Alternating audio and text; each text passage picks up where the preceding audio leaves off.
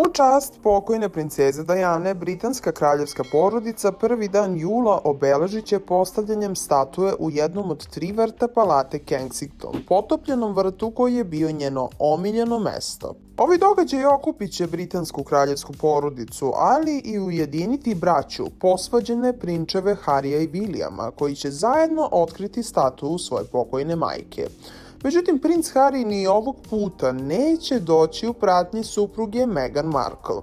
Iako je američka stranica Radar Online nedavno pisala kako bi Meghan mogla da dođe i da planira put u London kako bi podržala supruga na porodičnom događaju, ta tvrdnja je u međuvremenu odbačena, a izvor blizak Harryu i Meghan rekao je za Daily Mirror: Meghan ne planira putovanje. Nedavno se porodila i ovog puta će Harry putovati sam, ponovo. Kraljica je navodno pozvala Harija na ručak u dvorac Windsor, a s obzirom na to da će biti bez Meghan, možda će imati priliku da porazgovaraju o svim porodičnim problemima koji su se izdešavali u prethodnom periodu. Šta vi mislite da je pravi razlog što Meghan neće doći u London?